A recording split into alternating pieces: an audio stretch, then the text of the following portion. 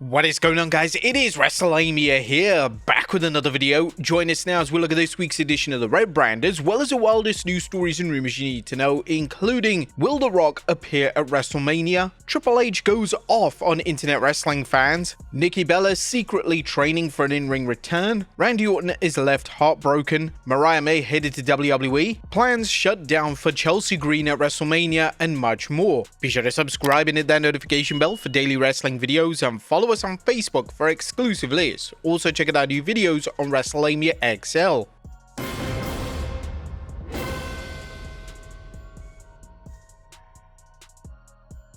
Now, as always, we'll recap the matches, but just look at the good, the bad, and the downright ugly. As always, we start off with the good. Is number 1, Jey Uso over as ever. Now, does Jey Uso really deserve a world title match at WrestleMania? Well, that ship sailed a long time ago, and the only thing WWE needs to realize is that Jey Uso's popularity shows no sign of ending, and his ability to connect with the WWE Universe has few equals. Last night's promo and the fans' reaction confirmed this, and should dispel any doubts about Jey's value as main event Jey. Number 2, a solid women's match. Although there's a strong case to be made that Bayley has floundered since dropping the WWE Women's Championship to Nia Jax, there's no denying her in-ring skills are better than ever, and she still has so much to offer, as seen with her Dynamite match against Liv Morgan.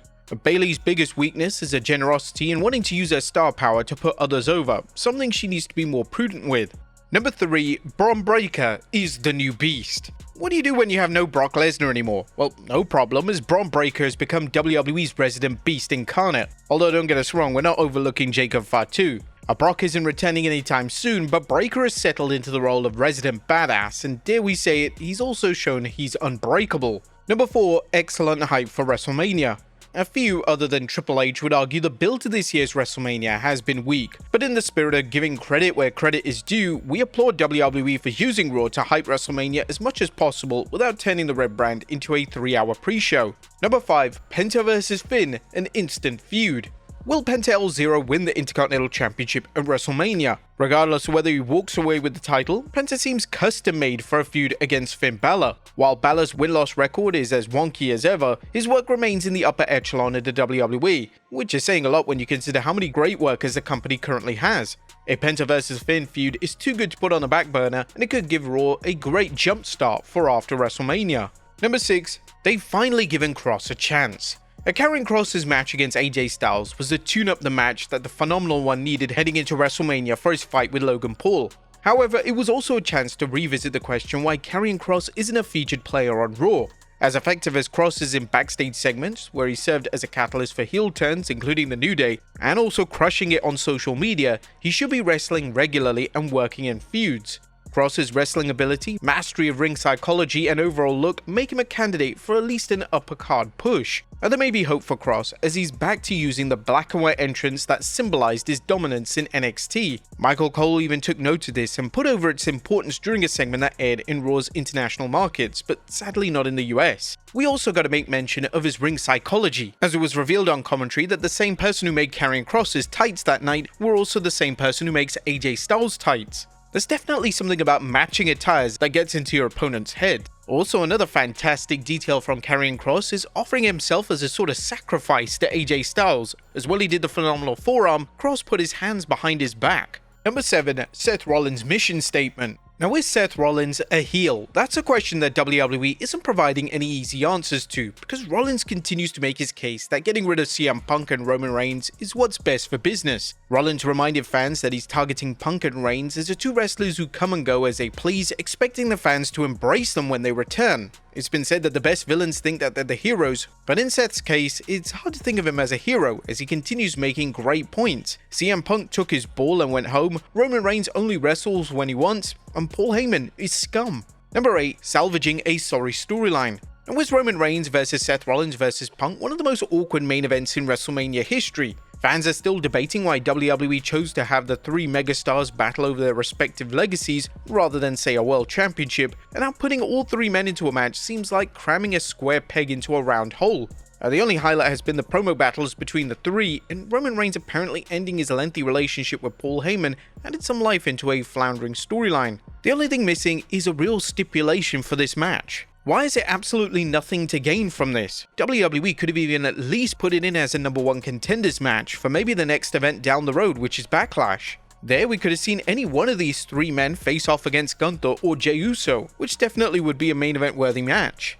And Gunther's best promo. Speaking of promos, Gunther may have had his best promo yet as he delivered a laser-guided strike to the WWE Universe and Jey Uso, letting them know he has no use for them and that unlike Jey, he's always in control. The ring general's comments were particularly chilling because he stated just how bad things would have been for both Jimmy and Jey had he not been in control when he annihilated Jimmy and made Jey watch the carnage. He even took satisfaction at the fact that he bloodied Jimmy Uso so much. Gunther's promo was arguably the champ's best as the WWE hasn't given him the time you'd expect from someone they're supposedly grooming to become a megastar. But it finally gave Gunther a chance to expand beyond his boring, I'm great and you're garbage style of promos.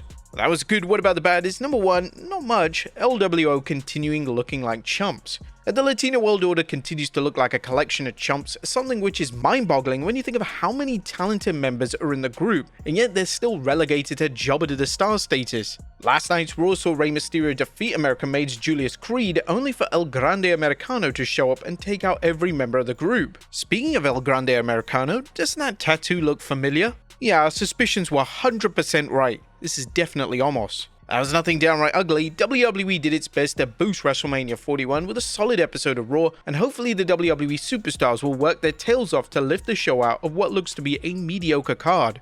What do you guys think of Raw last night? Let us know in the comments down below. Now let's move on to the news.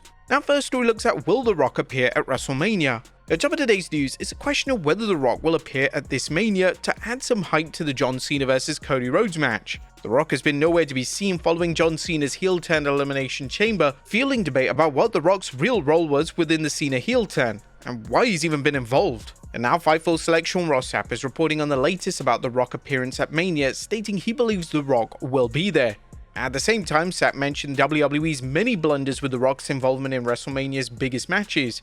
It feels like he should have been on Raw or SmackDown or any of that stuff. How in the hell has The Rock not shown up since then? And he's like, oh, I've always got a plan, always got a plan. They mentioned this guy more before he had one of the biggest turns of all time with John Cena, and they barely mentioned him since. But he commented further saying, and I know what they'll do after he comes back at Mania. They'll be like, well, we made you forget. No, you didn't make us forget. You're one of the most famous people on earth. Absolutely not. Yeah, I do think he'll be at Mania. Sapp's comments reflect many fans' belief that WWE dropped the ball by inserting the final boss into the main event. Do you guys agree with this? And what of The Rock? Will the final boss appear at WrestleMania?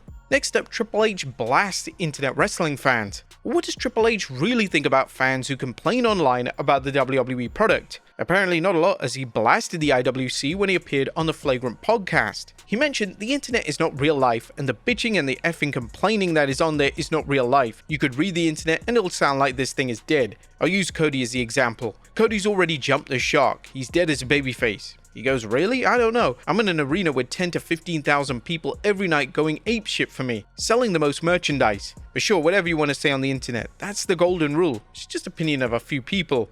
Given WrestleMania's weak ticket sales compared to WrestleMania 40, which sold out very quickly, and fans' complain about this year's Mania lineup, Triple H may be living in a cocoon at this point. As after all, if it wasn't for the IWC's bitching and whining last year, we would have got Rock versus Roman Reigns instead of Cody actually finishing the story, which was one of the biggest moments in WrestleMania history. I don't know, what do you guys think? Next up, Jeff Cobb headed to WWE. As big news for WWE is New Japan Pro Wrestling star Jeff Cobb has reportedly signed with the WWE. It's believed that Cobb has signed, and rather than dropping the tag team titles he holds, the title will be vacant. This is the latest instance of a champion in another promotion leaving for WWE without doing the time-honored tradition of dropping a title. Next up, Bron Breakker's status after a scary spot. There was a troubling moment on last night's Raw when Bron Breakker seemed to favor his knee after Penta El Zero dove onto Bron and the Judgment Day's Carlito and Dominic Mysterio. Brian Alvarez and Dave Meltzer commented on the spot during the Wrestling Observer Radio, with Alvarez commenting, Penta dives on everybody and Bron is grabbing his knee. I think he was just selling. When Meltzer added, yeah, I heard he's okay. Well, thank God for that. Next up, Nikki Bella secretly training for an in-ring return. And Nikki Bella fans may see Nikki back in action very soon, as a friend Natalia recently informed Chris Van Vliet that she's been secretly training Nikki to wrestle. Nikki actually has been coming and training with me privately, so she flies in every week and she's been coming and working with me. I will tell you that she hasn't lost it. She has so much passion for this. There have been whisperings that the Bella Twins are preparing to return to WWE, and with the WWE's Evolution PLE on the horizon, it wouldn't be a surprise to see the purveyors of Twin Magic make a run for the WWE Women's Tag Team Championship before they hang up their boots for good. Next up, Randy Orton signs a new WWE deal. Randy Orton is loving life and he has no intention of leaving WWE anytime soon. That's the message Orton sent when he appeared on Complex, revealing he signed a new 5-year deal with WWE which ends when he turns 50, and that he hopes to sign another deal after that. Orton shared why he's enjoying life in WWE so much, mentioning the camaraderie and the energy in the locker room. But he wants a match with Cena. But now that he's locked into a new deal, Orton is making it known he wants another bout with John Cena, telling Complex, "For Cena and all of the history between us, I'd appreciate the opportunity to square off with him at least one more time before he hangs up his sneakers later this year." Cena only has so many matches left to work, so fans will be paying close attention to who gets to wrestle John before he leaves WWE forever. And next up, Randy Orton's heart is broken. Randy Orton is heartbroken about Kevin Owens' recent revelation that a neck injury will keep him out of action for the foreseeable future.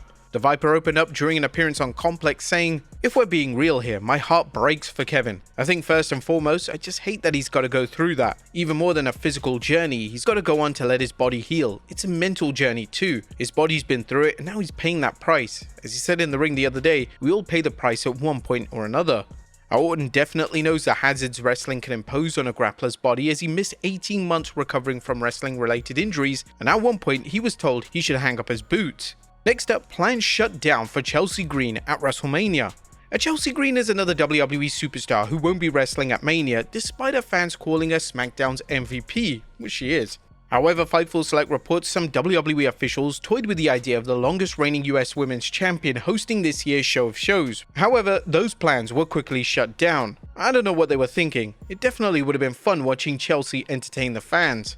Next up, Mariah May headed to WWE. That was great news for Mariah May fans, hoping to see the former AEW Women's Champion in WWE, as the Observer reported that Mariah wants to work in WWE when her current AEW deal ends, noting they believe her deal ends this summer and that AEW believes May will head to WWE once she's free. This could be excellent, but could she be lost in an already stellar WWE Women's division? And finally, Triple H puts over President Trump. And last but not least, some interesting comments from Triple H about President Donald Trump, as during an appearance on the Flagrant podcast, the game offered his take on what makes the WWE Hall of Famer so successful. Nick Khan, our company president, always says, "The most charismatic guy wins. It doesn't matter what your policies are, charisma wins debates." And historically, that's pretty accurate. Trump, whether you like him or not, is incredibly charismatic. He knows how to provoke reactions, and there's a certain genius to it. What do you guys think on Triple H's take? Let us know in the comments down below, and I'll see you next time with some more wrestling content.